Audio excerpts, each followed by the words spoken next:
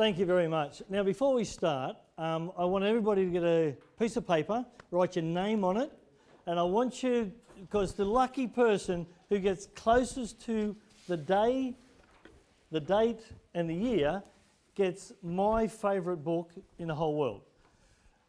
This is the book that I build my whole business on. And the book's called The 21 Irrefutable Laws of Leadership, and this is a Bible for me when it comes to leadership. Now, I hope there's some people in the room that have read this. If you haven't, I encourage everybody to go out tomorrow and buy this book, because it will, if you're in a leadership journey, this will change your life, I guarantee you. Now, the competition is, I need you to tell me the day I was not born, the day I got married, what month, and what year. Now, the closest person to that date gets the book. Yes? You are married.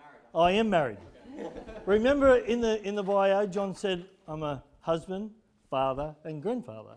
But I am still married, yes. So, and I want you to do that now, because Ian's going to walk around and collect the pieces of paper off you, because as I talk, I will probably give this away. So I need you to do it now, put your name on it and give it to Ian, and then as we go through and before the end of the session, I'll give Ian the date, and he can pick the winner. Also, everybody gets a workbook. What have I got? 1, 2, 3, 4, 5, 6. 1, 2, 3, 4, 5, 6. 1, 2, 3, 4, 5, 6. How many have we got, guys? 1, 2, 3, 4, 5, 6.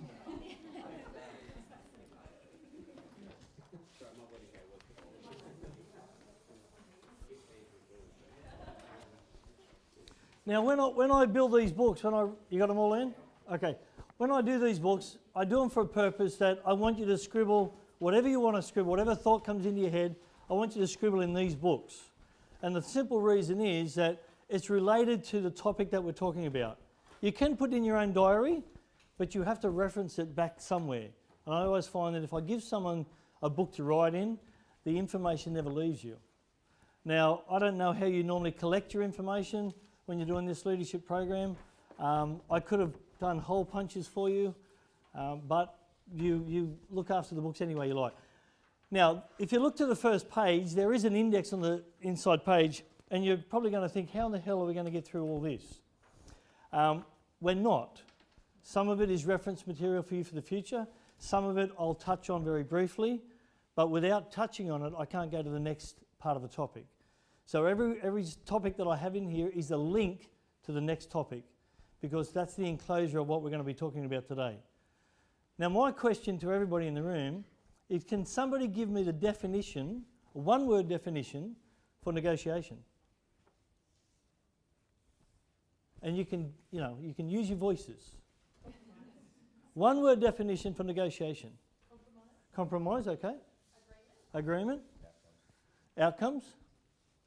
What about this table? Discussion. Barter, okay. Any more guesses? What if I wrote a word on the wall, on the board?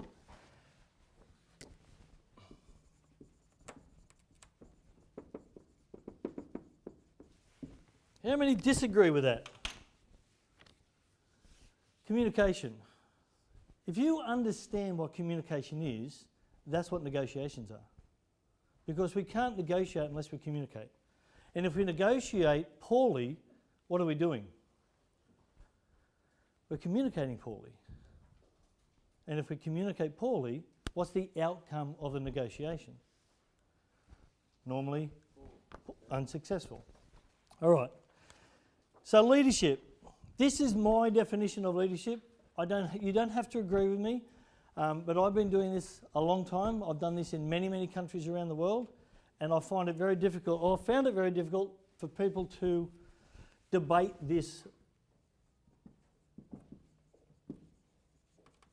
Leadership is influence. If I have a positive influence in your life, right, and I do that every time I meet you, What do you see me as? Now remember, I only think leadership. I don't think anything else. I only think leadership. And leadership is a mindset. So if you're in a management position, forget management. Righto? Management goes out the window here. This is pure leadership. Leadership is a mindset. You know why I don't like the word management? Because management, you're measuring something. That's all you're doing. You're measuring a performance, a task, an outcome. So how do I measure leadership? Can anybody tell me how I can measure leadership? I can do the same thing in management. See, leadership is intangible. Management is tangible. So we like to talk about what we can measure. Does that make sense? So if I can't measure it, I don't really want to talk about it. The only way to measure leadership is turn around and see how many people are following you. So if I said now, okay guys, I think it's a great idea, let's all get up and we'll go for a walk around the block, and it'll take us about 15 minutes, but I think nice brisk air, and off I go. And I start walking, and I get on Hunter Street, and I turn around, and I'm the only one walking, then I'm just an idiot going for a walk, right? But if one person decides, you know, it's not a bad idea, I'm going to follow Bernie, then who makes me the leader? The follower. So as a leader, I can't make myself a leader. It's only the number of followers that you have in your life that make you a leader. Does that make sense? And that's why leadership is so intangible. Because when I say to a manager, how many followers do you got? Oh, shit, I don't know what you're talking about. I got 8 blokes that work for me. Oh, okay. And if I said to those 8 blokes that work for him, do you follow your leader? Do you think he's a great person, or do you think she's a great person? No, it's just a job. Because leadership is an intangible process, but leadership is a mindset. And I want to instill this into you tonight. If you walk away from here with one thing, which is the end of this equation, is that leadership is just influence, having a positive influence in someone's life. But the only way that I can do that is I add value. Right? I add value to someone's life. So if you're in my office and I walked in and I'd say, what's your name, sorry? Tegan. And I said, Tegan, I'm so glad you turned up today. It's going to make my life a lot easier. And I do that every single day when I come to work. How do you start to feel? Excited to come to work. Exactly. Because I'm adding value to Tegan. I'm not telling Tegan something that I think she needs to hear. I'm telling Tegan because I appreciate Tegan coming to work. So what I'm doing is I'm just adding value. And every conversation I have with someone, if I add value, do I have a positive influence on them? And if I have a positive influence on them, every time I have that interaction, every time I have that conversation, do they see me as a leader? Because they want to find out what I'm doing. And that's all fellowship is. If I want to follow someone, I want to find out what they're doing, why they're doing it, how are they doing it, what impact do they have. And that's what leadership is for me. So that's why I've put in my equation first up. Leadership is influence, influence is adding value. The definition for negotiation, now this is the leadership negotiation. It's a discussion aimed at reaching a win-win agreement.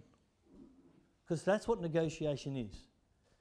If you don't have a win-win, okay, and I have a lose-lose, is there a positive outcome? Generally, no. If I have a win-lose, is there a positive outcome? For one. So what happens to the other person? Is it a negotiation? No. No. So if I have a win-win, we both win, and we both feel good about what?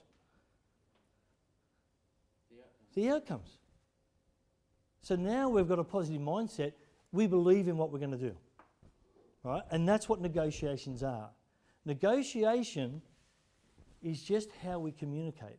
And that's what these 8 or 9 topics are going to touch on tonight. How we communicate through our journey. Now, how many are in a leadership role or position here in their organisations tonight? How many's in a true leadership role? Come on, big hands. Who is it? Okay, now I'm going to ask the question again. How many people are in a leadership position or role? Everybody, please put your hand up. Everybody, please put your hand up. Right? Now, why are you embarrassed about putting your hand up that you're in a leadership role? Because in your brain, in your mind, you don't think, because I haven't got the position, then I don't have the permission to call myself a leader. How many people, this is going to sound funny, only because of my age, how many people have kids in the room? Okay, there we go. So how many leaders in the room now? Yeah? How many influencers? Have you ever influenced anybody in your life? Put your hand up. If you've ever influenced anybody. Right? So are you a leader? Okay, can everybody go one, really loud? One. Okay, I knew you had a voice. Right on. So if you think of yourself as a leader, that's what you're going to see tonight. So separate where you are in your position at work tonight. Put yourself into a leadership position, because I'm giving you permission to be a leader tonight. You are all leaders. And I want you to walk away from here believing that you are in a leadership permissional role, not positional role. So you have permission to lead. So, let's flick the page.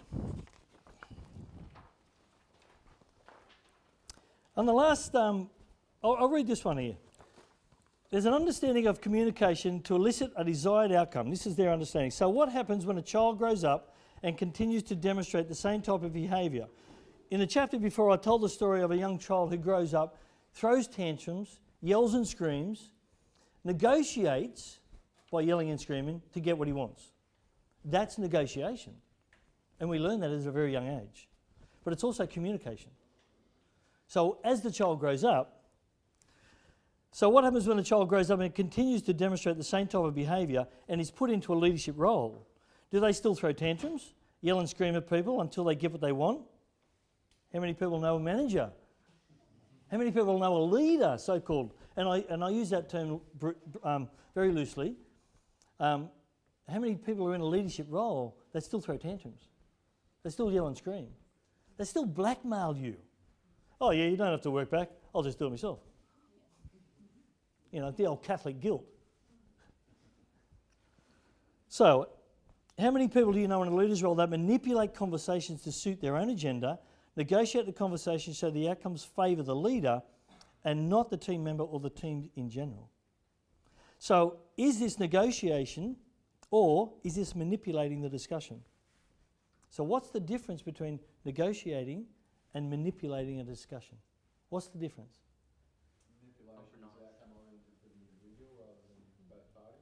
Manipulation is for one. Usually the person trying to manipulate.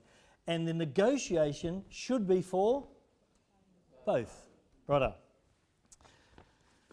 Emotions. Now, before I go into emotions, anybody want to touch on the negotiation subject itself? Because we are going to cover this right through the whole program. But is there any concerns, any questions you want to throw at me before we really get into this? An understanding of what negotiation is, the frustrations of negotiations, how I prepare, which I'm going to touch on a little bit later anyway. But yes, please. In my line of work, we negotiate a lot, and quite often I have to sell an outcome to my client that's not actually that great. They don't think it's a win, but in broader terms, it is a win. Mm-hmm. So helping to communicate that it's a small win, and it might not be the win that you wanted. Yeah. What can I ask you your name first? Kate. What's your job? Okay. There's always one in the room. No. What I'm going to teach you tonight, okay, is to firstly look at the end result, righto? As in Stephen J. Covey's book, The 7 Habits of Highly Effective People, he says, chapter 2, start with the end in mind, all right? So when I talk about emotion, and I'm going to touch on that now and through the program tonight, when I connect with you, if you and I sat down for a conversation, I don't really care what you do. I really don't. I care about you. So all I want to do is connect with your emotional structure, your emotional being, so that we're on the same playing field. Because there's no way in the world I can ever come to the same mental prowess as a lawyer, because they think differently, and I certainly think completely differently to you. I don't have structure like a lawyer does. I could even tell you your personality right now. Right? You're a melancholy cleric, and there's nothing wrong with that, and we'll touch on that a little bit later. And I'll convert that to disc profiling as well. And I'm choleric sanguine, right? So I'm an extroverted extrovert, but you're a detailed, strong-willed person. But from that, what you're looking for are quick answers so that you can move to the next. Yeah. What I'm looking for is the emotional outcome, so I allow you to take me on that journey. So I'm going to help you. I'm going to help you with it. But it's a great question, but I am going to help you with it. Right? Now, on your book here, on page 5, I'll give you the iceberg. Can anybody tell me what the descriptive is around the iceberg?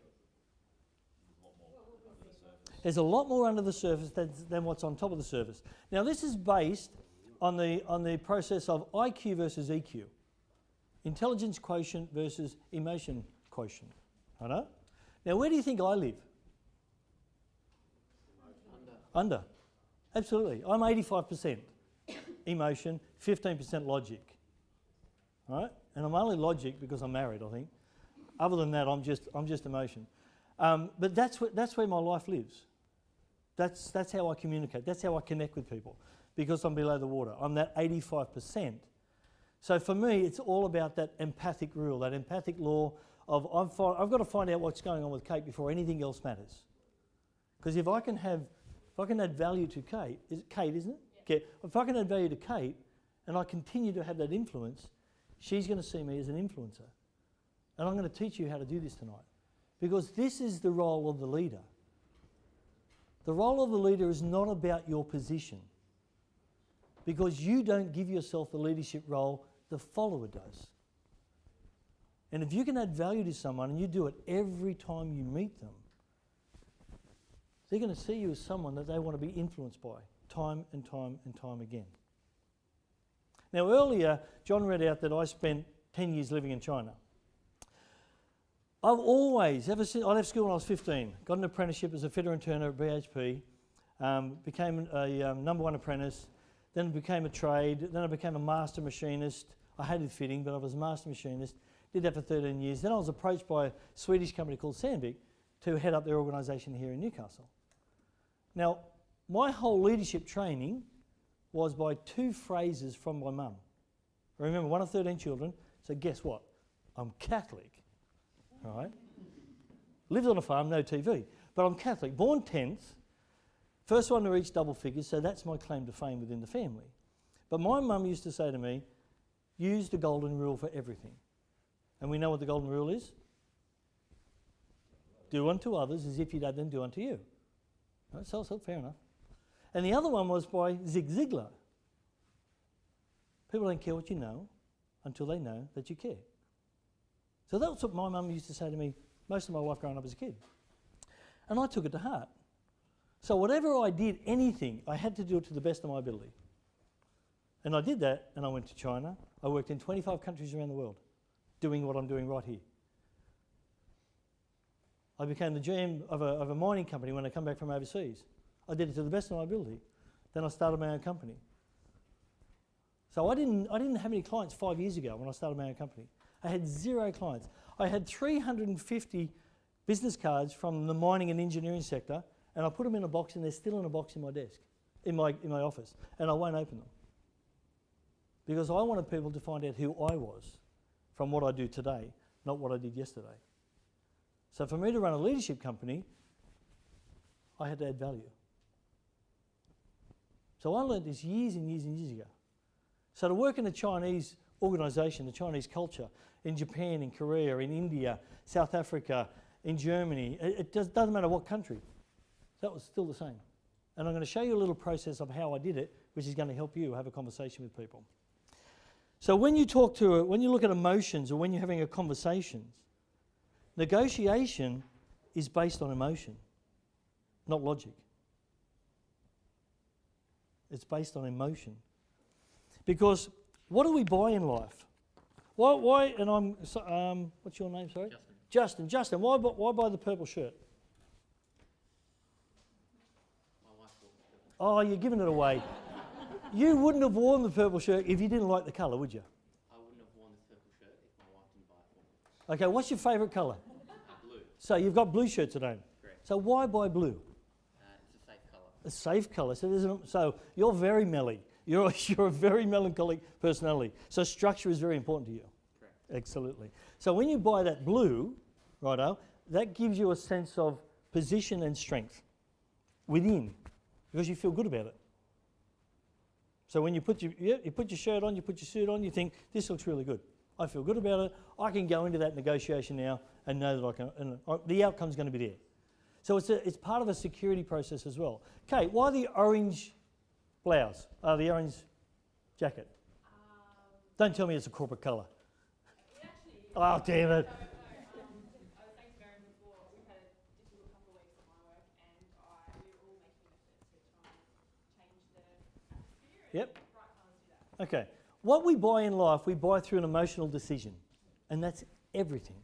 Whether it's a can of Coke, a glass of water, it doesn't matter. Everything we buy with an emotional decision. So why are we any different? I do this when I do professional sales programs. Right? People don't buy your product or service. I'm telling you this right now. They do not buy your product or service. What do they buy? They buy you. They buy you, exactly right. And we've got to get to the relationship through emotion. So relationship is the second part of the phase. So they buy you before they buy your product or service. And the more you connect through communication, the quicker your product and service come to the table. Right? So we're going to touch on that. So emotion is, if I turn the page, bargaining strategies to diffuse your counterpart's emotional triggers. To recognise and diffuse an incidental emotion in your counterpart, remember that his or her mood may have nothing to do with you. If you suspect that the other side's feelings are incidental to the negotiation, encourage them to draw a connection to the source of their feelings. Now, if you read the chapter before, now remember I'm skimming through this, but I'm giving you the highlights. On the chapter before, you're driving to work and you get tailed by another car, right? And all you're thinking, and you're going into a negotiation process. And the negotiation process is that you've got to talk to one of your up-and-coming managers because you're going to give them a leadership role or a higher management position. And all you can think about is the damage to the car, the insurance, the amount of time it's going to cost you to get the car fixed, all of this, and you're going into an important negotiation process. So when I read this, if you suspect that the other side's feelings are incidental to the negotiation, encourage them to draw a connection to the source of the feelings. So it may have happened to them, and you realise there's something going on with this person. It could be open-ended question, terrible day, isn't it? Wait for a response. How was the drive over? Yeah, was it a good trip? No incidents, no problems? Can go a long way to minimising the influence of negative emotions or judgments. So if you read something into a person before going into a negotiation, whose responsibility is it to make sure you're on the same playing field? Your own. Absolutely. Because if you don't take control in the conversation, who will? They will. Right? And this is all about preparing for negotiations, which we'll touch on a little bit later. So what I want you to do now, within your team, at your table, I want you to identify 5 indicators that you could recognise in a person before entering into a negotiation meeting with them. So I'm going to give you 3 minutes to do this. Just at your table, work out between yourselves, pick out 5 different things that you think you could pick up on a person before going into a negotiation with them. Another good one prior to a negotiation is watch their eyes. Right? If their eyes are always down, right, there's something going on. Optimistic people always look up. Always look up. Pessimists or worriers or neurotics always look down because they're looking for something to trip them over as they walk. There's a dent in the carpet. Whatever it is, they're always looking down. Another telltale sign prior to a negotiation meeting, someone is always looking at their watch. Right? Because something more important is happening other than this negotiation. It's an absolute telltale sign. And the third one that I always watch out for is they're always checking their phone. I'm just waiting for a call, I'm waiting for a text. I've just got to check something. You know, my kid's got a fur ball, whatever it is. They're always, and they're the three things for me that I always check on. So the handshake's one thing, the posture, the body language, the dress, the presentation, they're all the collateral. But the three things I look for is eyes, okay, what they're doing with their watch and their phone, because they'd rather be somewhere else. So if I'm going into a meeting with them, who do you think is more confident? Yeah. Necessarily. It's a power tactic. Hmm? So, I don't give a shit about you. So, You're talking. sorry? I don't give a shit what you're saying. You're talking. Okay. So how do you think the negotiation will go? Not well. Exactly. So it's going to like Not yep. necessarily well to get a mutually beneficial outcome. Mhm. But if I'm just trying to establish my dominance in the room, win the frame, go, well, what? No, you haven't told me anything new. I wouldn't buy that. Okay. Surprise. What do you think I would say to that? It depends what the context is, I suppose. I'm probably going to get up and say, well, the meeting's finished. That would be an option. Okay. Absolutely. Yep. Because for me, in my personality, I'm not going to waste anyone's time who doesn't respect what I'm trying to do for them. So, meeting's finished. And I won't call another meeting. Right? So if you want me back in the room, you've got to address me. Yeah, so you don't always get that option. Well, I understand when you're working for an organisation and they make you say, or they position you in the room, but you have to present yourself to the other person as well. So if they're not giving you respect, I'm going to stop the meeting and I'm going to say, what's going on in the meeting here? This is supposed to be a mutually beneficial meeting for both organisations. The outcome for me here is a win-win. That's what I'm striving for. But I get the sense through your body language, through your tone, that you don't want that. So you need to explain to me what your purpose is. You would actively try to recover that. Oh, absolutely. If I'm working for someone, see, I don't need to do that because I run my own organisation now, right? But if I'm working in your position, I'm going to call that person out right there and then. Now, what does that do for me as a person and for the person that is disrespecting me? What does it do?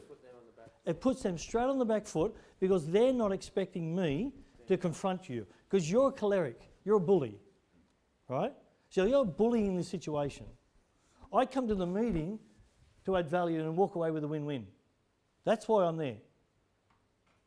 And if they don't want that, I'm going to call them out straight away, right? And that's what I used to do. When I worked for Sandvik, when I worked for Biz, it doesn't matter who it was. I used to go and do Shanghai Automotive Industry in Shanghai. Now, I couldn't speak Chinese, but I could tell through the body language and the tone that they were disrespecting the conversation. So I would get up and I would verbally have a go at the number one director. And then they would stop and say they'd apologise because they wanted to test me. So there's certainly a power dynamic. Oh, there is, but there doesn't need to be. The only reason you have a power dynamic, which we're going to touch on in a moment, is based on the personality, right? And the conditioning, and whether or not you're still a 4-year-old child that got away with everything for their whole life. Everything I put in these books, all my programs, all my information is linked. Everything that I do, everything that I focus on is linked to every aspect of your life. But it's a good, and I like the role play, I really do. No. Remember, I've got 13 children. You're not going to upset me. I've been negotiating ever since I could walk, so it's not new for me. Now, that's just touching on emotion. And we're going to touch on emotion a little bit later. But you have to remember when you go into an emotion, you have to prepare for all emotions. Because you don't know what's going on the other side of the table. It's like you don't know what goes on behind closed doors. And you drive past those homes every day, yes? Adding to that, if you do call them out and they... In a respectful way. Yeah, yes. yeah. And they don't agree with what you've said, you you leave the meeting. You Yeah, don't yeah. want to I just said, oh, listen, because I have to report back to my manager about this, I'm going to report that maybe this is not going to go the way that we expect. And I'll get him to call on the next meeting. So how does that work with if they're just seeing it from their perspective and you've tried to done it respectfully, but they're still just... Then you never lose, you never ever go to their level. Ever. The moment you come down to their level, what happens? Who wins? They do. And what are you striving to become? Starts with L, ends in Ida. Right? You want to become the leader of the organisation. You want to become the leader of the group. Leadership is a mindset. It's how you think. From the moment you wake up to the moment you go to bed, you think leadership. That's all you do. I've read this one book, I would say 20 or 30 times. I've got so many dog-eared covers of this around my house, in my office. It's just a constant read. Because that's my life. This is my business. Leadership is my business.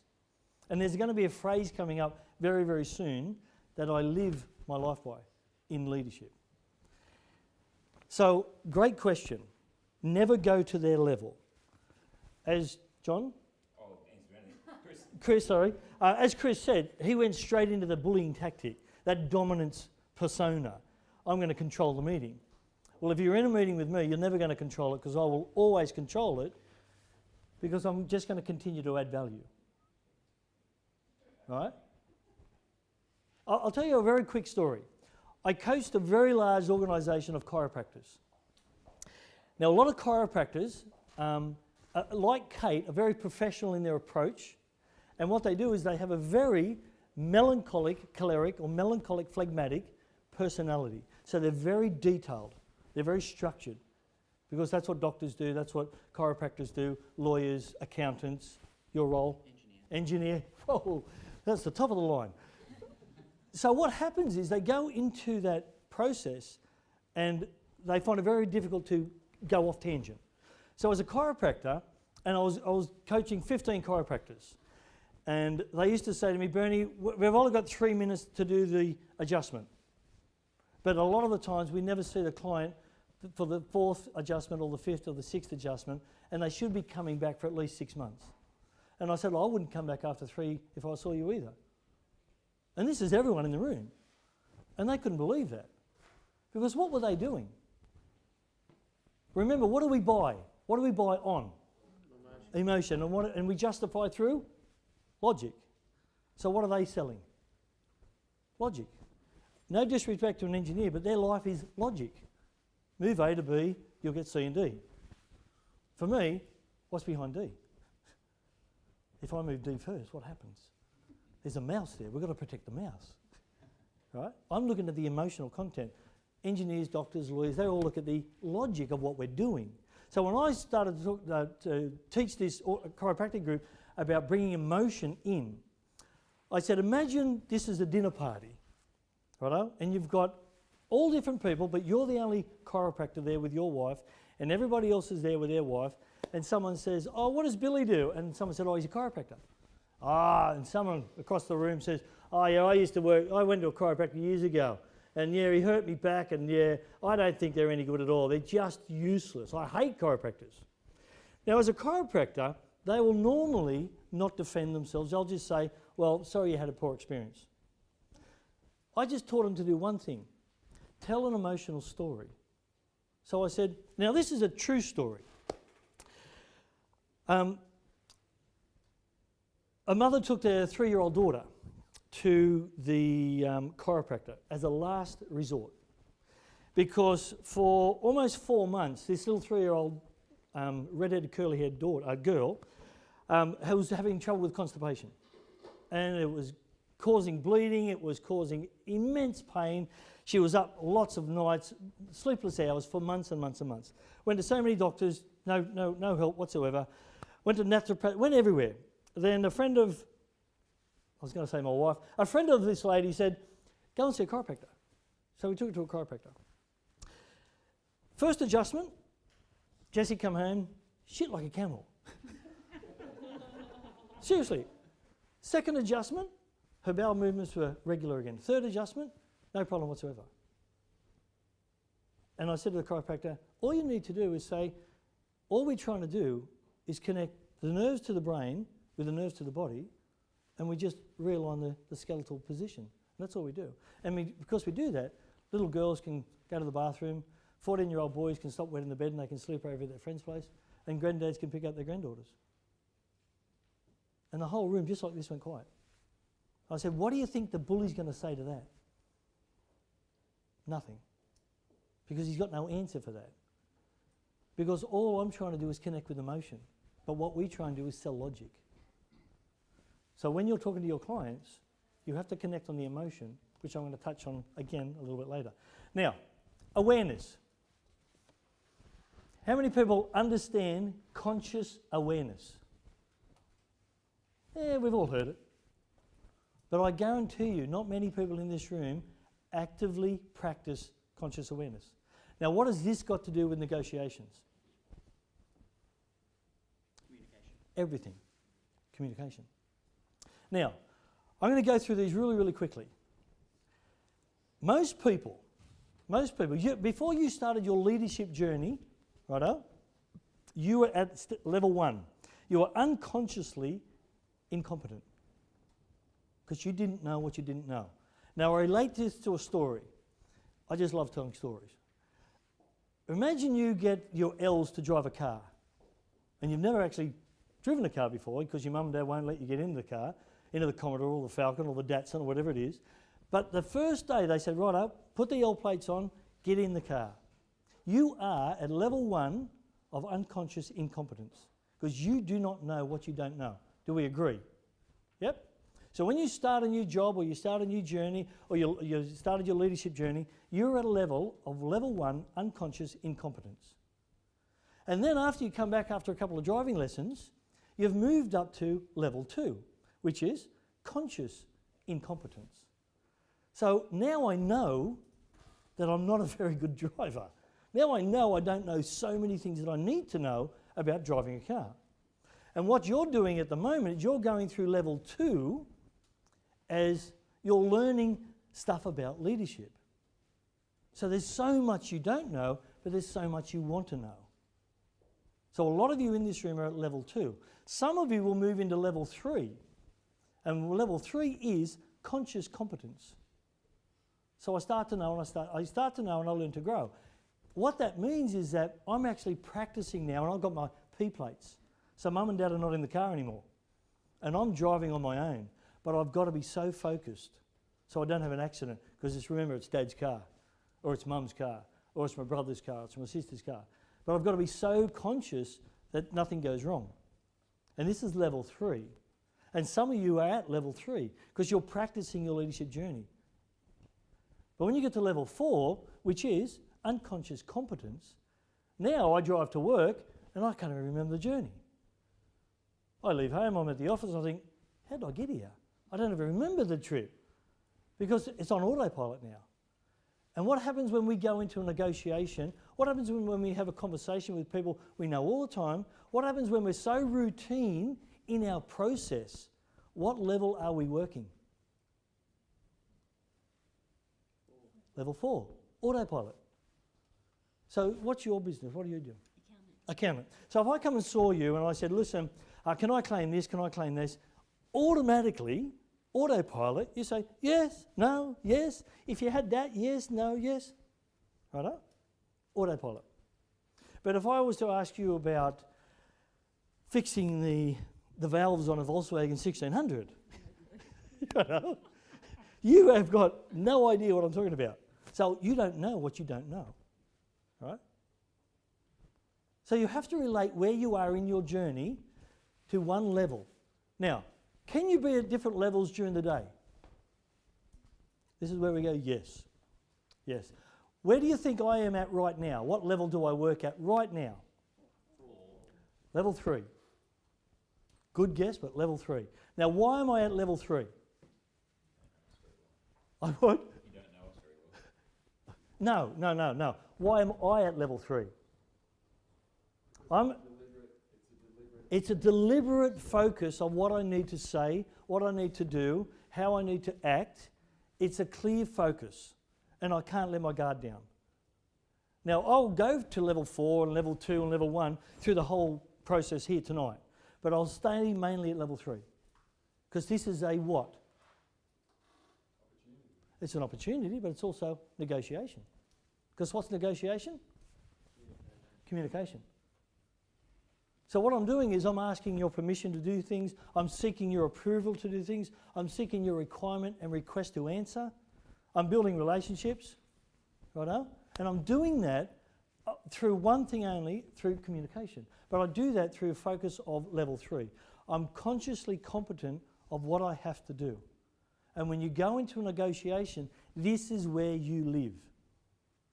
Because if you're not living at level 3, someone else is. And this is all about preparation.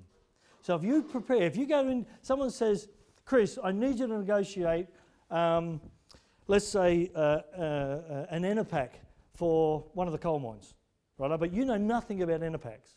But you're the last bloke on the shop floor that needs to do it. So what level is Chris at right now? So what has Chris got to do?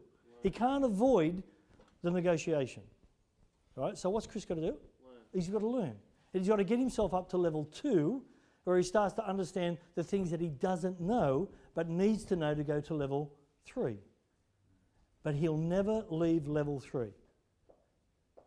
Because the moment he leaves level 3 and goes to level 4, who's lost control? Chris has. Because I don't want you to go into autopilot in any negotiation. Now, why don't I want you to do that? You lost focus. You've lost focus. The moment we become comfortable in a conversation, we become what? Relaxed. And if it's a pure negotiation and you want a win-win scenario, do you have to keep focused? 100%. Now, you can have laughs and jokes and banter, but the moment that stops, you go straight back into level 3. Righto? You can have a break, you can have a cup of coffee, you can talk about the footy, you can talk about anything you like. But the moment you walk back into that room, you're at level 3. Now, what happens when you have a negotiation break? This is all about awareness, and you go to the coffee room, and there's a chief accountant there from an opposing company, and you'll know Annette, and he says, Annette, what were you saying in there about so-and-so? What is he doing? Fishing. He's fishing. When should that conversation happen? In the negotiations. So if you let your guard down and say, oh, we do that because of that and that and that, you've just given away, the ace or the queen or the king. You just say, that's a great question, and when I get me a cup of coffee and we go back in there, I'm going to answer that for you. Because if you lose control, they win control. Negotiation is win-win, because what he's trying to do is trap you. He's trying to get information from you so that he can use that at a later stage. Not everyone is as ethical as you are. All right? Not everyone is as ethical as you are. And that's how you have to live. You have to live at a level where you feel, I'm doing the absolute best for myself and the best for the organisation. Does that make sense? Because what role are you in today?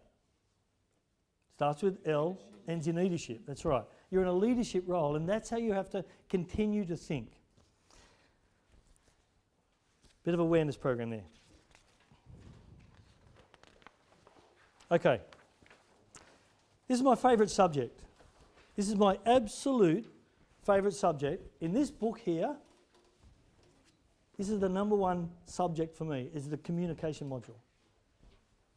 Because everything, there's a phrase there. Well, I'll read it first. Communication is the human ability to interrelate to others in a meaningful way, and communication is the exchange of ideas between people, the purpose of which is to achieve some kind of action, change, or outcome.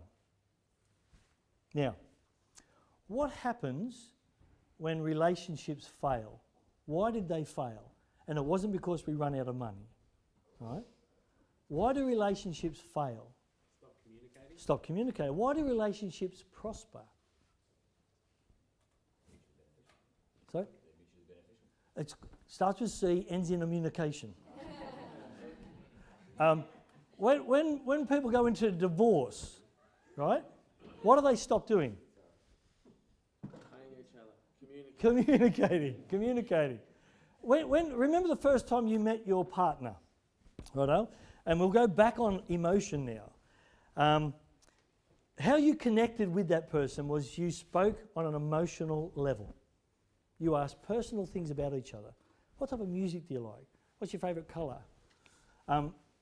It just reminded me of a very, very funny story I was at a conference, which I won't tell you, but it was all part of communication. And I was telling them how they can communicate with people by touching their emotions. Well, he touched more than her emotions, and he got kicked out of the hotel. And the next morning at the conference, he comes to me and he said, "You told me I could touch their emotions." I said, "Their emotions, not their emotions." So he took it a little bit literal. But the phrase that I love in life is, in leadership, we proclaim that everything rises and falls on leadership itself. So my whole life revolves around that one word. Everything in my life lifts up and down on leadership itself. But what does leadership rise and fall on? Communication. So the greater you are at communicating, the more you will be in an influential leadership role. Now, recently I became an auctioneer. Right? I went and did my auctioneering ticket, my real estate ticket. Because a friend of mine, he runs a big business in Sydney, and he said, "I want you to become one of my auctioneers." And I said, "Why?" I never even thought of it. I said, "Why?" He said, "You'd be an amazing auctioneer." He said, "You never stop talking." And I said, "Yeah, but I talk because there's something I want to add value." I said, "I don't want to talk just for the sake of talking. I've done that all my life.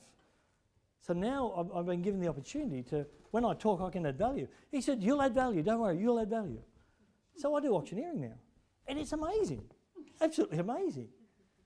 But and some of my friends says, "Why did you want to become an auctioneer?" And I said, "I communicate at a different level to different people." And that's why. So everything you do will rise and fall on leadership, and everything that leadership rises and falls on is based on communication.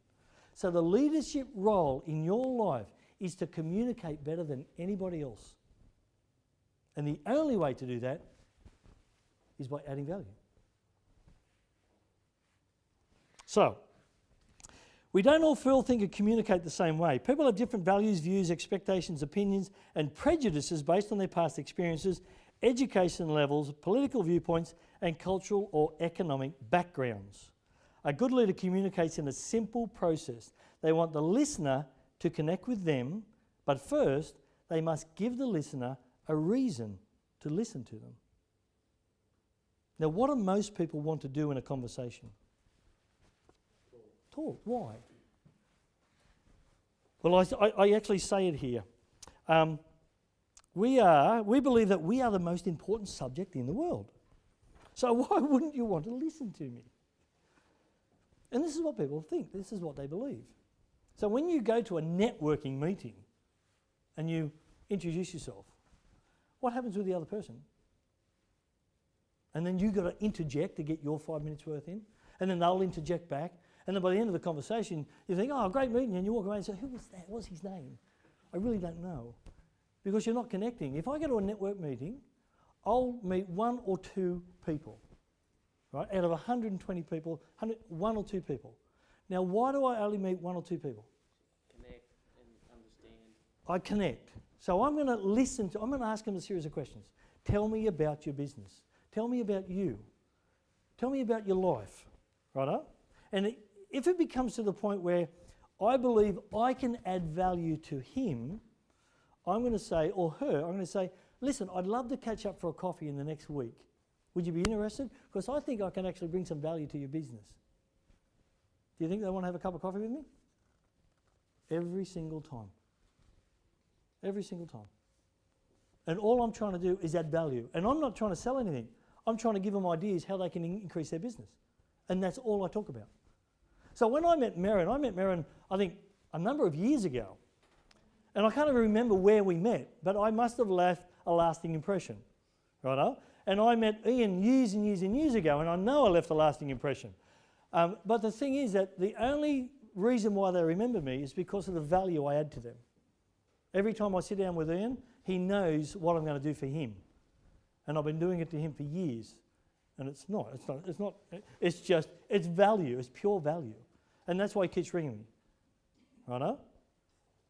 So when you build a network of people that you want to be influenced by and they want to be influenced by you, you've got to figure out how you can add value to them, because it's not about the leader. You don't walk around and say, hey, I'm in a leadership position. I wear a new suit every day. I've got 73 business shirts. Righto? It's got nothing to do with you, and it's got everything to do with the value that you add someone else. Yes? So, over the page, we're going to touch on these 4 aspects of what I've been doing for more than 30 years.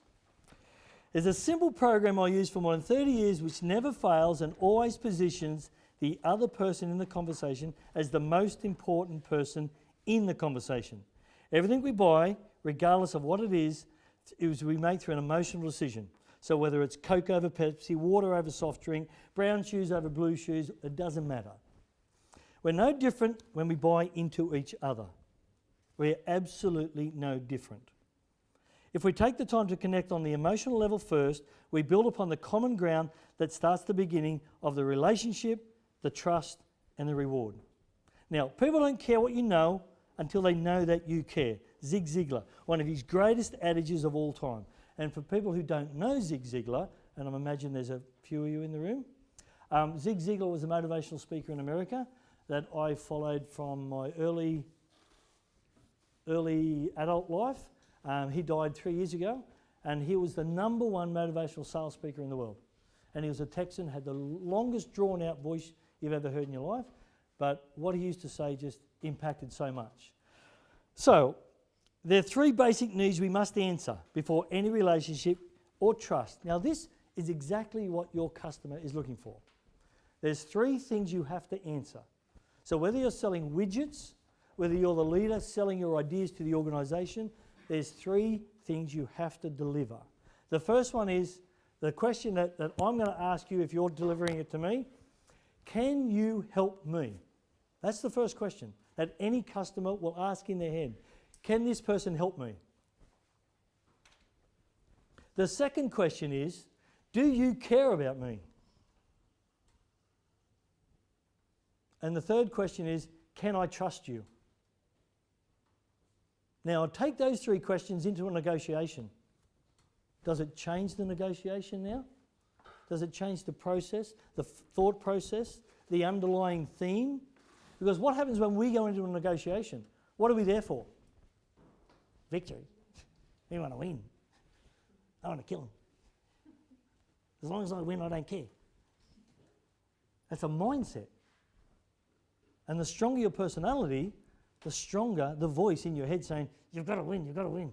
You can't lose. And I'm thinking, can this person help me?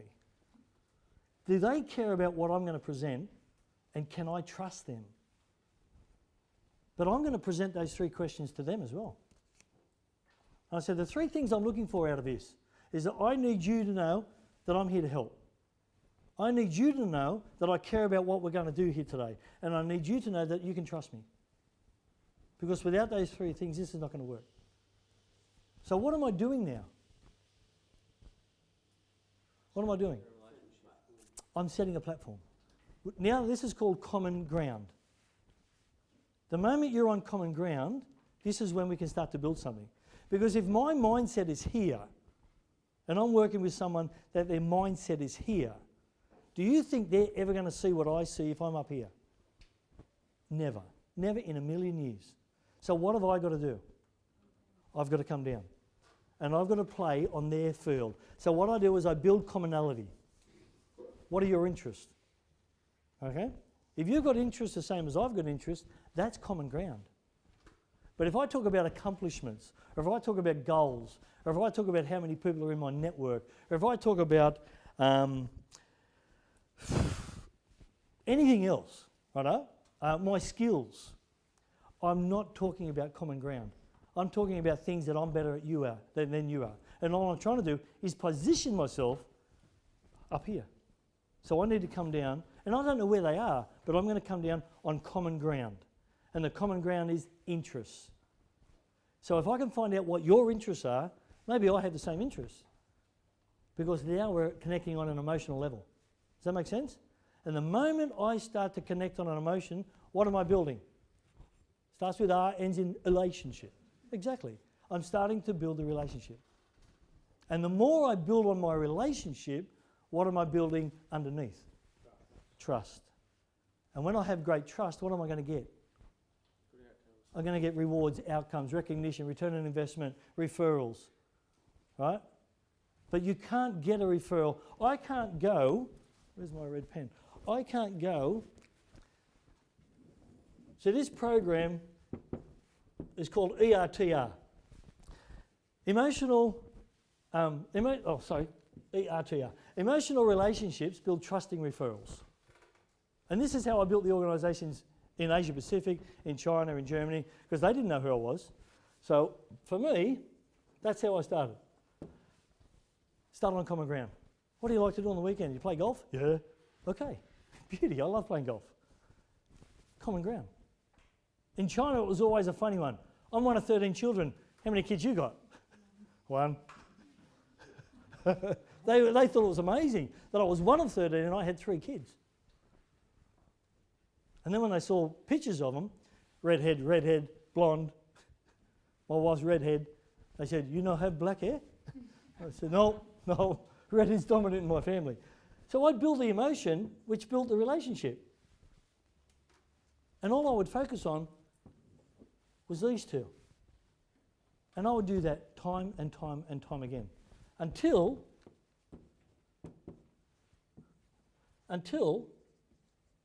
they began to trust me. And once they trusted me, it didn't matter what, we could do anything. We could absolutely do anything. So when you get to the position where you're a leader and your team trusts you, then you've already done the hard work. So how quick is it to lose trust? And how hard is it to get it back?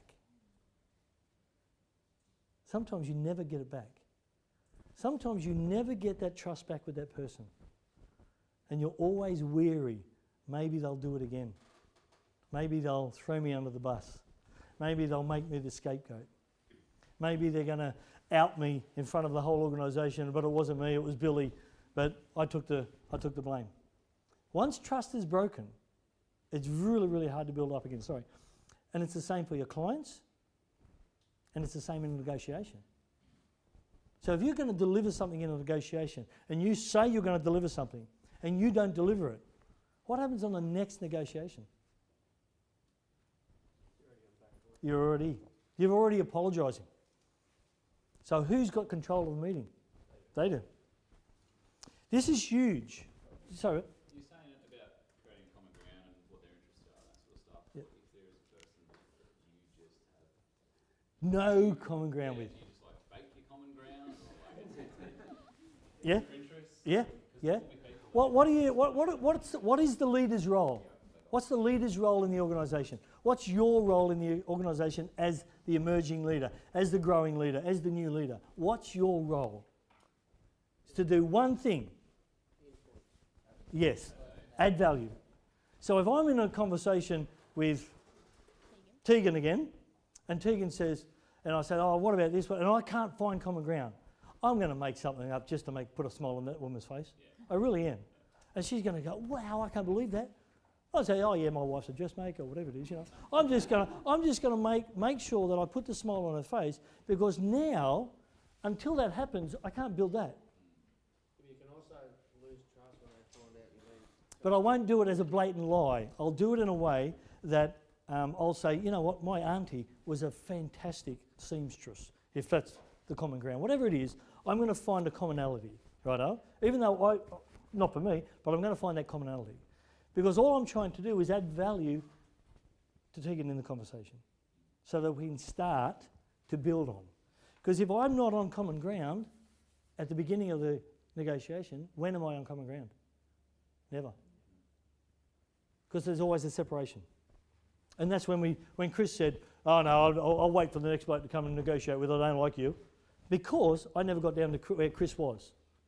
And Chris and I couldn't couldn't resolve our differences through commonality. So I'm going to find out what Chris's commonality. Now, if I have to come and have another meeting with Chris, what am I going to do before I come back to meet Chris? I'm going to do research. I'm going to find out what Chris does. Right? I'm going to find out of his colleagues. I'm going to stalk his house, whatever it is. I'm going to find out what I'm going to find out what the commonality is so that I have a better connection with Chris next time. Right? In sales are the easiest thing I've ever done in my life. Right? They put me into a sales role. You're in sales. No? It is. The reason why I say that is because I don't sell anything. I've never sold a product in my life. I just have a conversation. You sell yourself. That's it. Yeah. So you do. Yeah, I'm selling me. And then they say, well, what do you got? Oh, here. You want it red or blue? So the whole point is that you're never having to sell anything except that emotional connection. And it's all about asking questions. So when you're in a leadership role, when you're in a negotiation position, ask questions. Great leaders ask great questions. Now, when you're asking questions, who's in control? You are.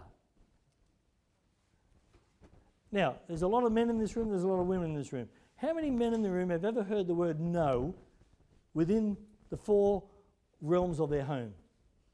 Huh? And then we have to negotiate what goes on.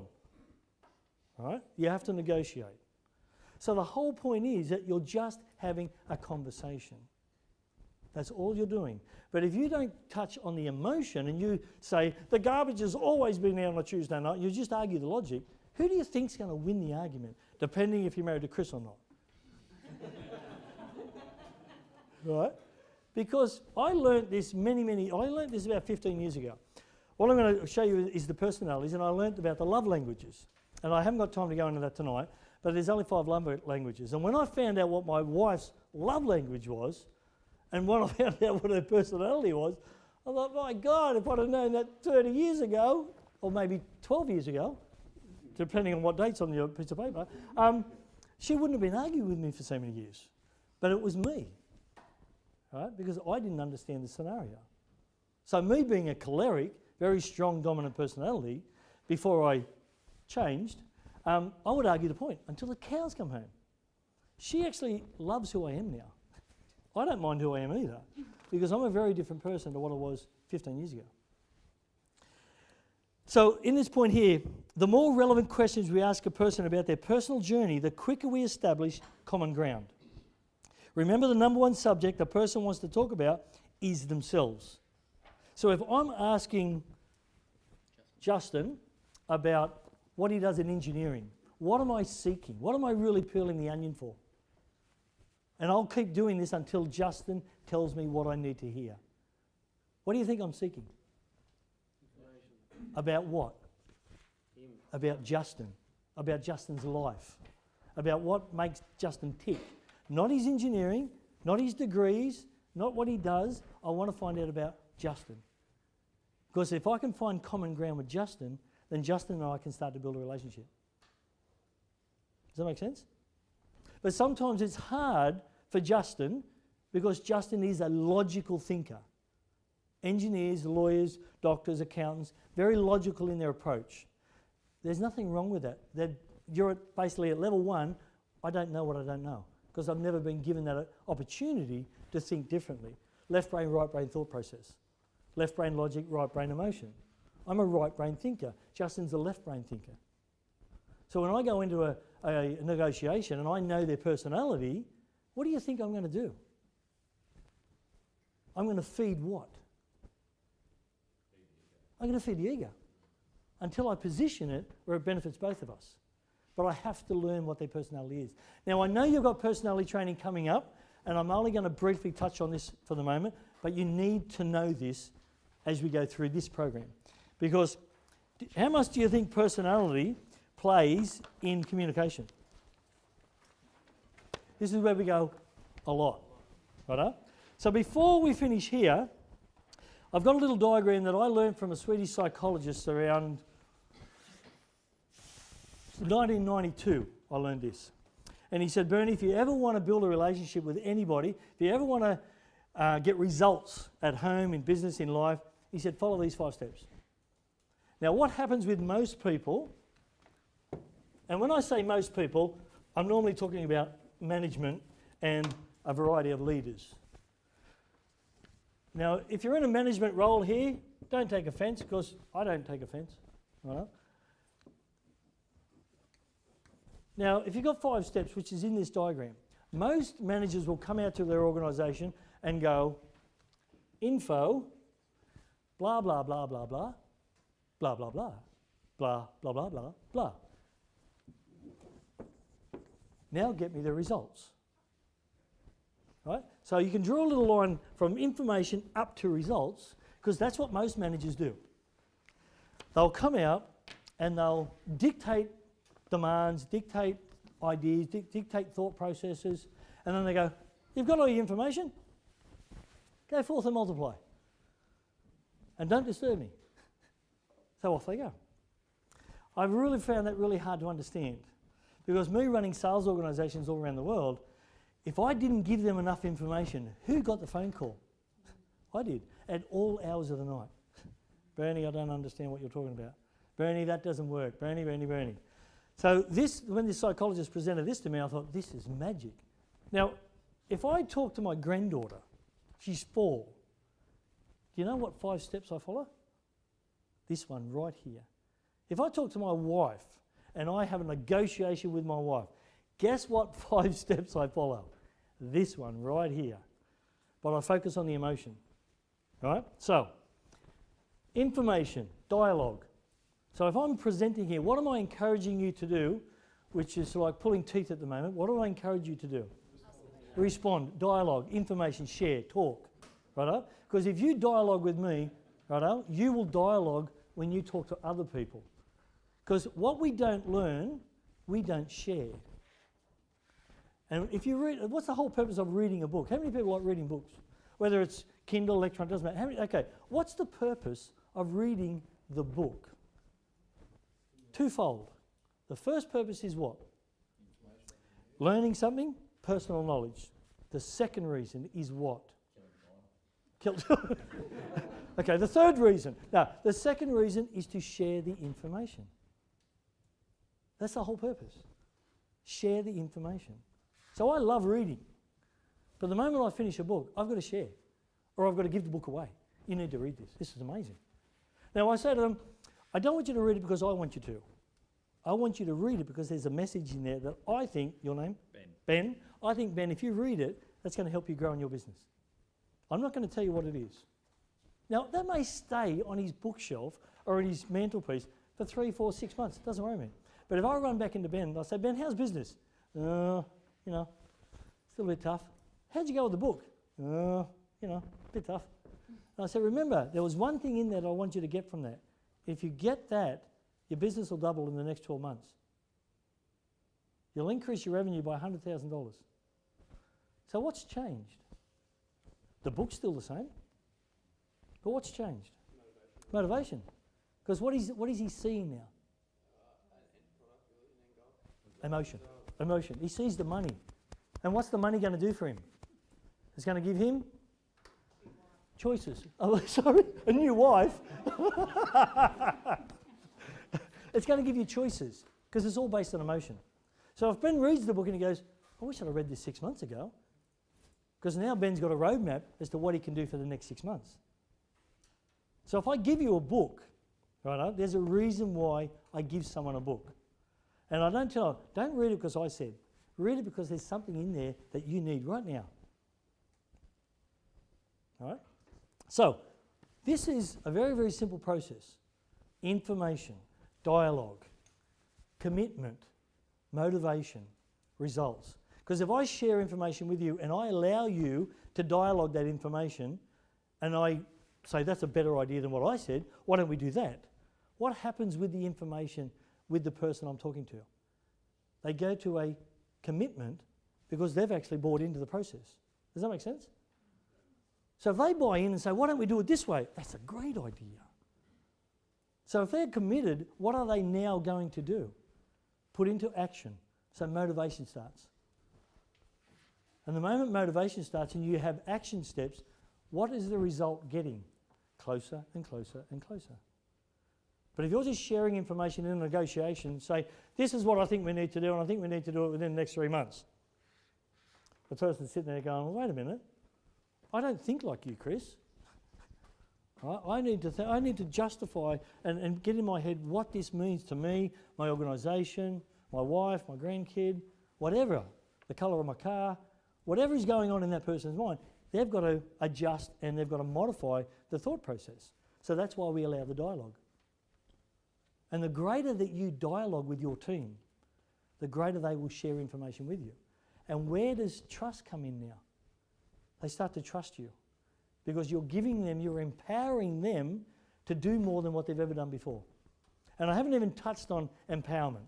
That's another 2-hour seminar, right? But if you can empower your team, what you're giving them the ultimate decision process to fail. And say, when you fail, I'm right here. Because the quicker you fail, the quicker we win. There's another book by John Maxwell called Failing Forward. And I love that book. Because the more I fail, the quicker I win. Because I'm not going to do the same mistake twice. And I guarantee you, I've made more mistakes than a man, than any black dog in the backyard. I have just done it all. But gee, I learn quick. All right? So this is all a process. And the key is dialogue. You have to have this dialogue. You have to allow your team to talk back. Now, I've worked with managers who don't like people talking back. Hey, shut up. I didn't ask for your opinion. I'm telling you what's going on. This is what we're doing. How that works, eh? You're an idiot, that's why. All right? Because they'll just demean you. That's not leadership. All right? That's control. That's management. I don't want you to think like a manager. Everything you do, you have to add value. Everything you do, you have to add value. Now, trust. How do we build trust? And we said earlier, emotion builds relationships, which build trust, which builds rewards. But this is, how do I build trust in my team? How do I know that I've got a fantastic team? What's the foundation of any organisation? What's the foundation of any relationship?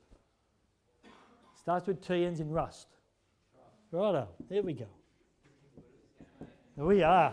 They're getting very good at this game. Trust is the foundation of everything. If you have no trust in your relationship, do you have a relationship? No. If you have no trust with your organisation, what normally happens? You leave.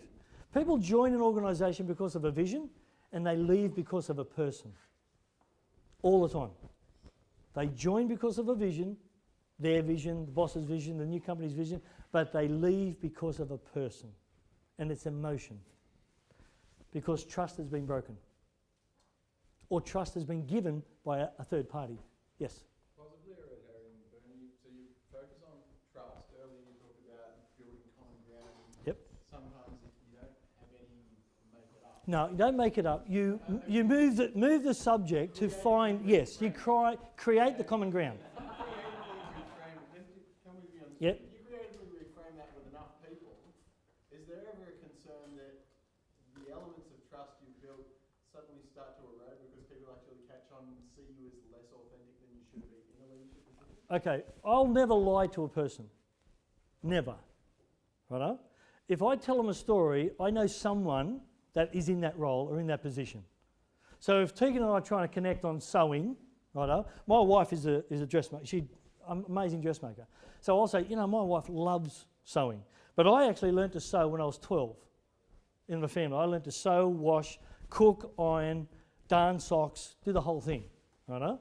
Because my mum was in bed for 10 years. So we had to learn to do everything ourselves. So I will find common ground with almost anybody. Now, if I can't find personal common ground, remember, one of 13 kids, I have got relations like rabbits. And I know one of them, I'll be able to meet a common ground somewhere. Or I know someone in my travels around the world that has that common ground. So I'll never lie to anybody, but I'll find common ground. Righto? My 4 values, right? faith, family, integrity, and authenticity. They're the 4 things I live my life by. Now, faith doesn't mean I'm religious. Faith is in my ability to do something because I made a promise to my family. So those 2, family, faith, are one and the same. But it's all about integrity and authenticity. Because if I'm not that in everything I say do in my role as a leader or in a leadership organisation, then what have I got to stand on? So it's very, very important to me that I never lie. So if I find common ground, I've generally found common ground through the stories, right? And that's how I'll connect. So trust. So what happens because trust is broken? See here, in the process, they used to call this conflict. When there's no trust, you have conflict, right? Now I replace conflict because I'm assuming we have trust. So now we have feedback. And what's feedback as a leader? Communication. But how many people in the room like getting negative feedback? Go on, put your hand up. It's not nice.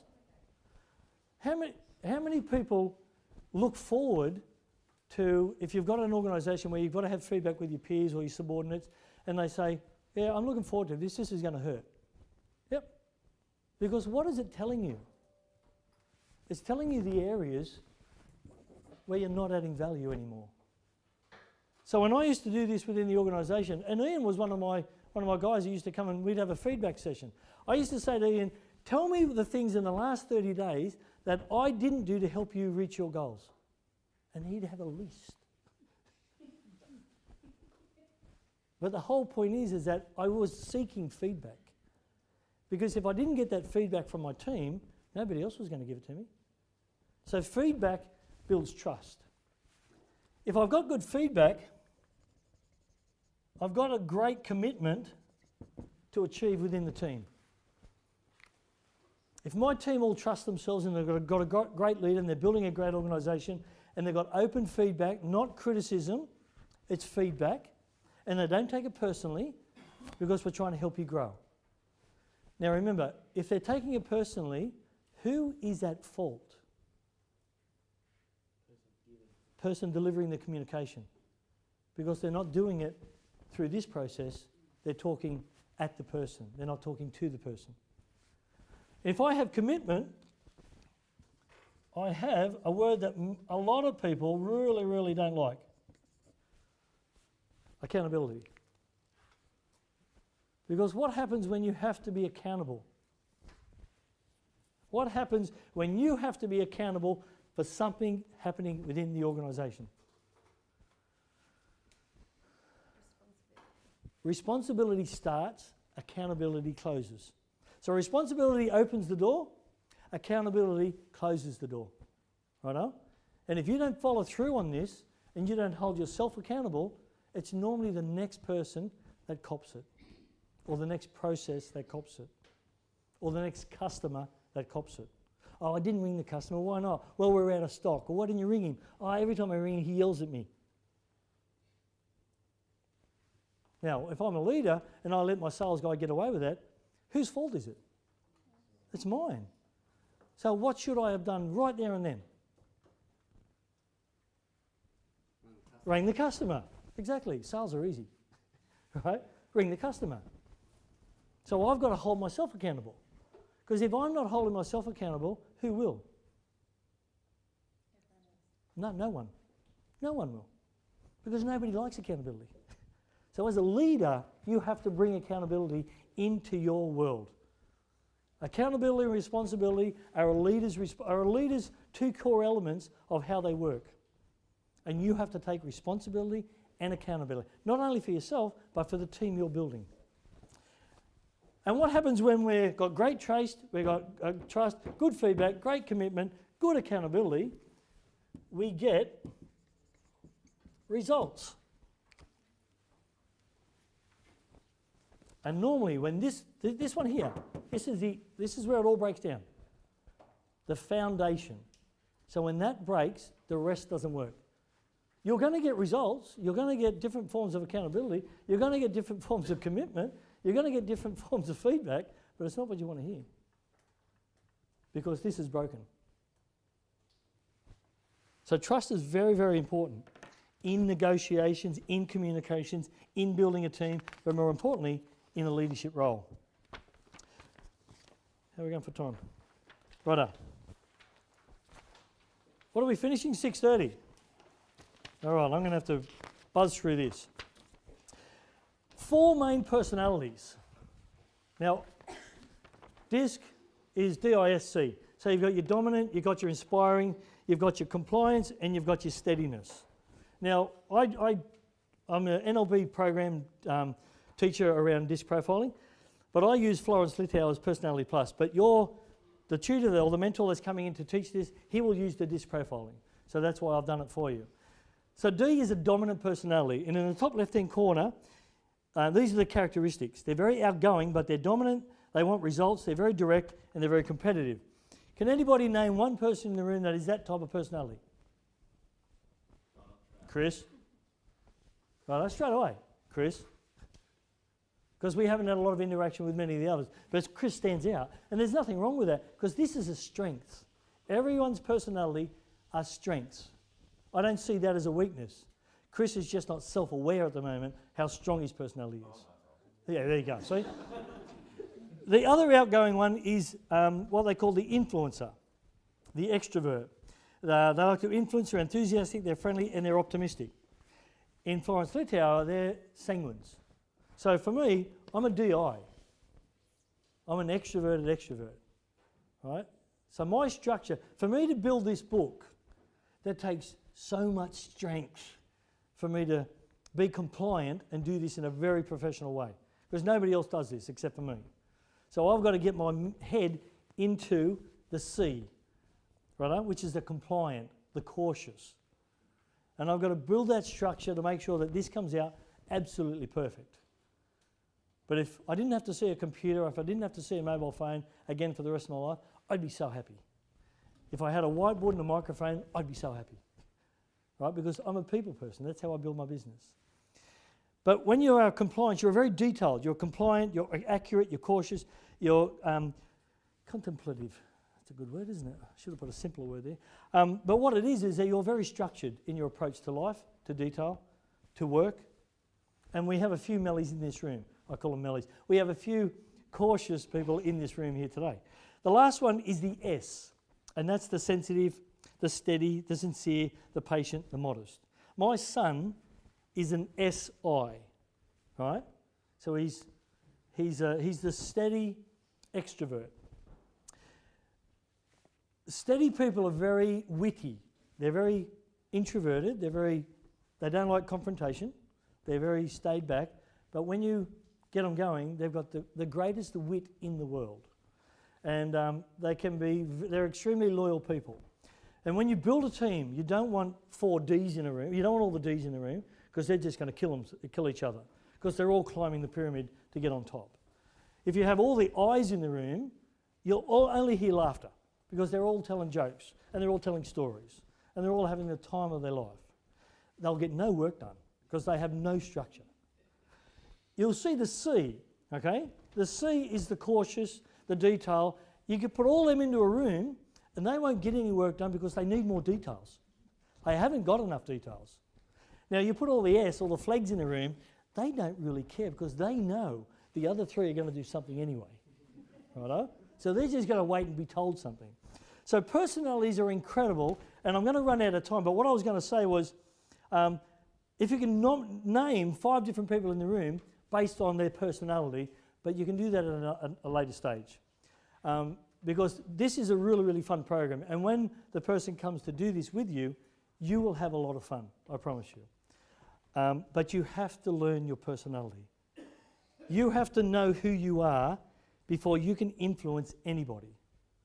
Now, I've been on this personal journey for 15 years, and I've been on a personal growth journey every day for 15 years.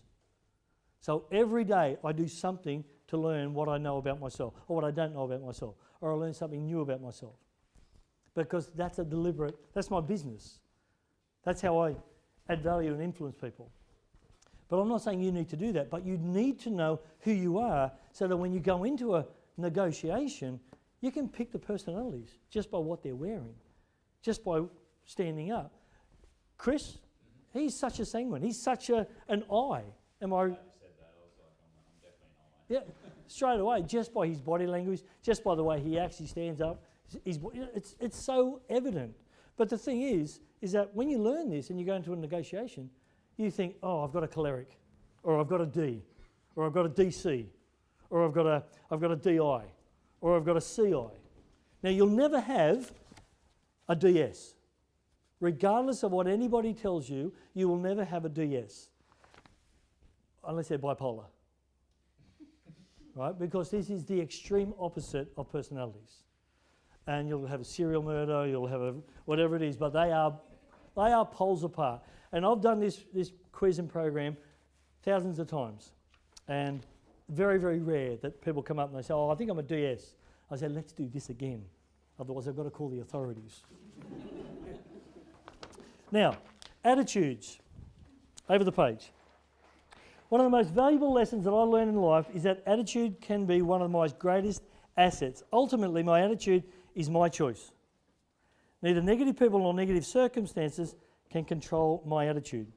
A positive attitude can be a person's greatest asset. In fact, an upbeat attitude can take people to places that their ability could never carry them on its own. Attitude that's like a booster, lifts people up. Okay, so there's a little circle there next to a question. How many people have affected your attitude this week alone? How many people do you think have affected your attitude this week alone? Just write a number in the circle. And you've got 5 seconds. How many people do you think have affected your attitude? Negatively, positively, both. Whatever it is. Whatever it is. Attitude, remember, it's above the line, it's below the line. Okay, anybody want to yell out a number? 6. Holy moly. Anybody? 10, 15, 1, 20, 1. Okay, I'm going to give you the correct answer. Righto? The only person that can affect your attitude is you. Nobody else can affect your attitude. It doesn't matter what happens to you in life, it matters what happens within you in life. And I've debated this so many times, and I've never lost. So if you want to debate it, let's go. Now, what I mean by this is that people say, but Bernie, you don't understand my circumstances. I said, I don't need to. I'm sorry that you were brought up as an underprivileged child. I'm sorry that your child molested. I'm sorry that you had all these bad experiences. But what you do with that is your decision, nobody else's. I lived overseas for 10 years. And 2 weeks before I came home, Ian knows this story, 2 weeks before I came home, all the money that I had invested, $1.4 million, stolen, embezzled. So I came home and I had $12,000 in the bank. And I'd been married for 25 years. I didn't have a house. I had some furniture in a locker, and I had to start from day dot. Now, when that happened to me, my wife went into a state of depression, which I don't blame her. It was the hardest thing, the longest 3 days of my life.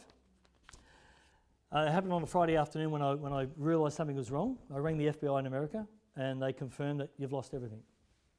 So I said, right up. So it was a fairly, how could you put it? A fairly rough weekend. And on the Monday morning, I woke up, put both feet on the bed, on the floor beside the bed, and I said, bugger it, it's only money. Start again. Now, I've never changed that attitude. My wife still talks about, what happened to us? And I said, listen, it happened to us because if it didn't happen to us, I wouldn't be here talking to you today. I wouldn't have had the opportunity to build my own business. I wouldn't have had the opportunity to influence thousands of people around Australia every week in what I do. So I didn't know why it happened to me then, not until a number of years later, when my mentor, who is John Maxwell in America, said to me, if it didn't happen to you, you wouldn't be here talking to me, and I needed to meet you. It wasn't that John said that you needed to, that I needed to meet John. John said, I needed to meet you because you've changed my life. in my story. And that's the reason. When I found that out, I thought, well, I'm on track. But that was 7 years after I lost it. So it doesn't matter what happens to you, it matters what happens within you. So the only person that affects my attitude is the person that brushes my teeth every single morning. It's me. So 20? No. Only one. That's you. So I want you to take that seriously. So when you're in a bad mood, right, go into the bathroom, look in the mirror and say, wake up, idiot. Because there's people out there relying on you. Righto? They don't need you to come and drag your feet and shrug your shoulders and have a little pity party. Woe is me. You don't understand my circumstances. I don't give a shit. You're in a leadership role. Take it seriously. Righto? Now over the page is circles. This was done by the same psychologist who did the 5 steps, and I've never ever forgotten it. In the centre, or on the outside, the outer ring, the outer blue ring, you can write results. Because we get results every single day. Whether they're good, whether they're bad, we get results. Whether we connect with a client, whether we don't connect with a client, they're just results. But what affects my results? What do you think affects my results? Something I do. Because if I do something, I'm going to get a result, aren't I? What I'm doing here tonight is generating a result. Is that correct? So what am I doing here? Sorry? Behaviour. So my behaviour or my actions will generate my results. The more positive my behaviour, the more positive my action, the more influence I add, the more added value I give, the greater my results. So what generates or controls my behaviour or actions? Attitude. Right?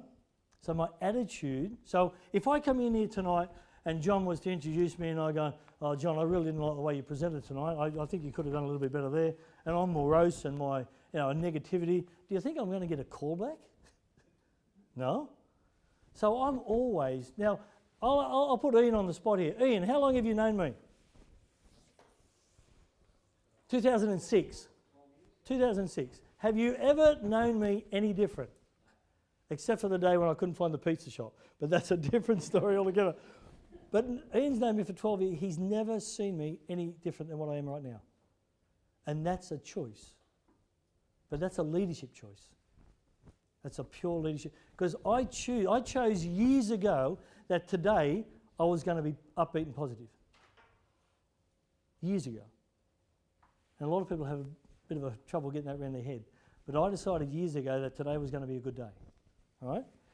Now, if my attitude, right, affects my behaviour, and my behaviour affects my results, what affects my attitude?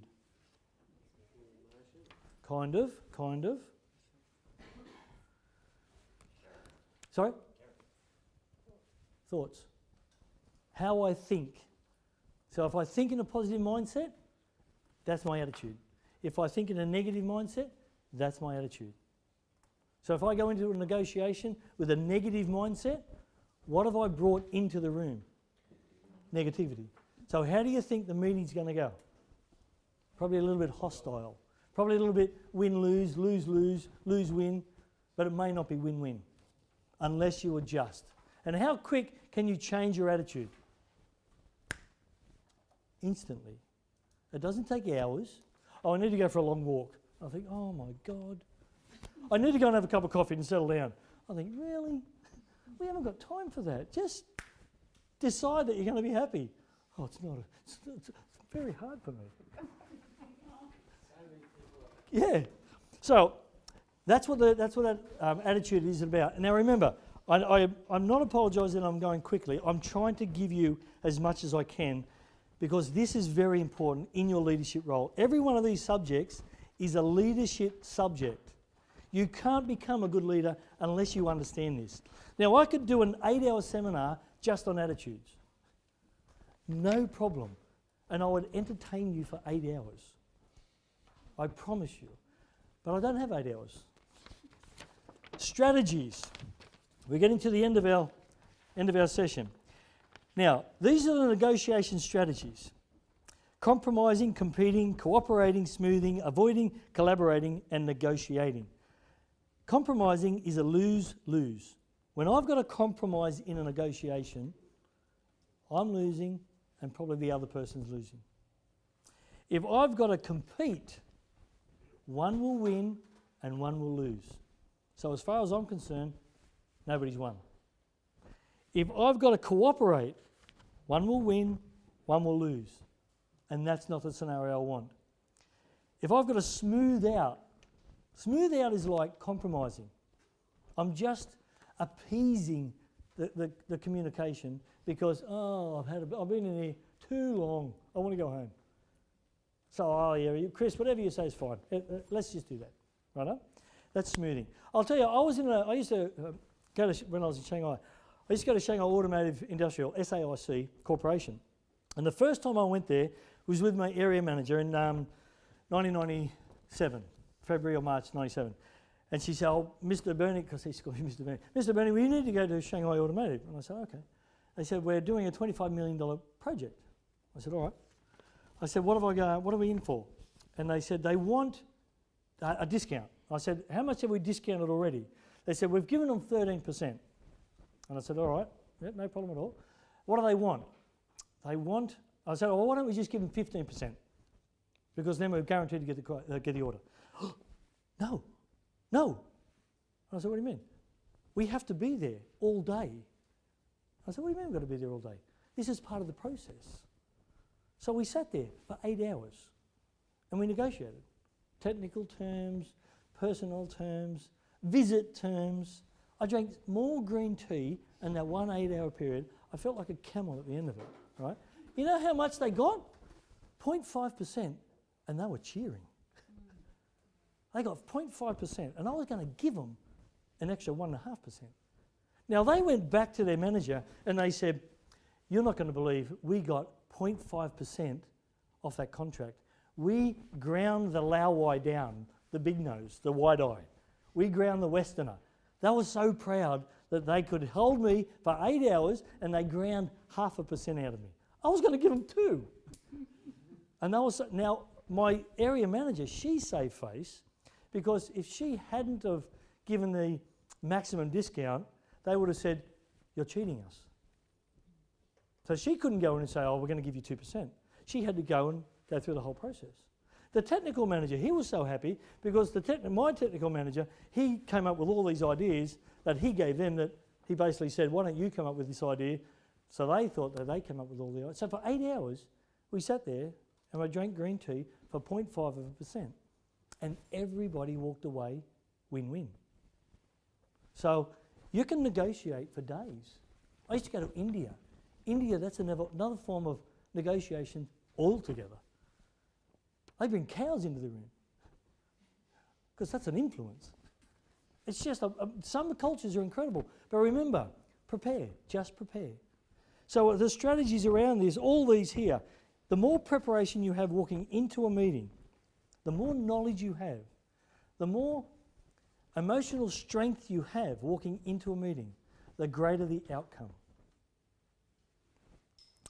So if I go into avoiding, it's a loss-loss. If I go into collaborating, it's a win-win. But when I collaborate, the main problem is the conflict remains, but it's pushed below the surface. So we're agreeing to disagree, and we're saying, yeah, let's do that, but we haven't really solved the issue. But we're going to sign the contract. So all we've done is we've collaborated through the discussion, but the elephant's still in the room. The only way to do it is that negotiation where you walk away win-win. We've added value, they've added value, they're happy, we're happy. Thumbs up. Does that make sense? Okay. Now, conflict. Common causes of conflict.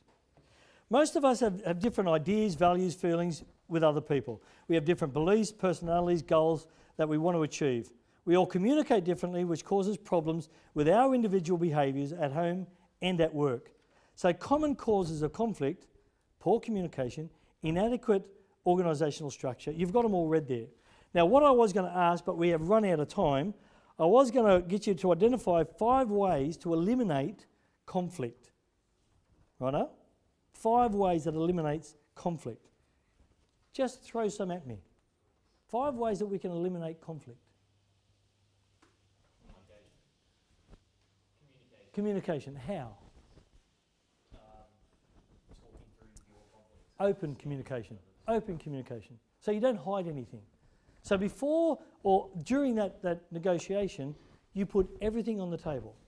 Now, what normally happens in a negotiation when they go pear-shaped is I keep, what do they call it? I keep an ace up my sleeve. The old ace up my sleeve. And normally the ace is what bites you on the bum, because you should have presented that first. And the moment you present your ace first, what do they say? That's an amazing gesture. I think we're going to get on here. Because I'm not hiding anything. And this is where most companies, organisations, people fail to understand the negotiation strategy. Stop hiding the aces. Put the aces on the table. Find common ground and then lay everything down. This is what I see. Now remember, I'm an emotional thinker. So what does Stephen J. Covey say in his second chapter? Start with the end in mind. So what I'm doing, I'm positioning the negotiation as if we've already won. This is what I see. Win, win, win, win, win, win, win. And if I paint that picture, what do they want to do? They want to come along. They like the picture. And if I paint the picture enough and they see that clear understanding, they say, I just say, press hard, 3 copies. They say, absolutely, this is amazing. Now, what about all the details? Yeah, we'll let the technical guys worry about that. No problem. Because they've just bought into you. People don't buy into your product or service, they buy into you. So when you negotiate, look at the great picture. If you can't paint a picture, this is what most people do. And this is my last drawing. And I'm not a very good drawer, but anyway.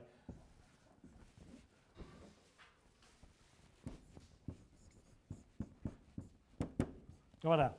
There's a picture. Now, when you negotiate, what are most people talking about? No, they're talking about how good the frame looks. The structure. What holds everything together. This will work because of the strong frame, the tempered glass, the big string on the back, those heavy-duty screws. They talk about everything about the structure. And what am I waiting for? The emotional connection with the person, with the picture. Because now I can see what we're trying to achieve. You paint a picture for me about the picture, and I'm on board every single day. But what we try and do in every negotiation, we try and format the structure. And mining and engineering is all about structure. It's all about purpose. But I'm looking, what does the end result give me? And if I can deliver the end result, if I can deliver on emotion, then I've had a great day. Ladies and gentlemen, there is one more page there around leadership thoughts that I'll put there for you that you can review. I really appreciate the time you've given me. I appreciate the dialogue you've allowed me to have with you and you with me. I really look forward to seeing how you go on your leadership journey. Anybody in the room that wants to ring me and ask questions around leadership, I encourage you, and I'm sure Marin wouldn't mind if anybody wanted to ring me, just to ask questions around leadership.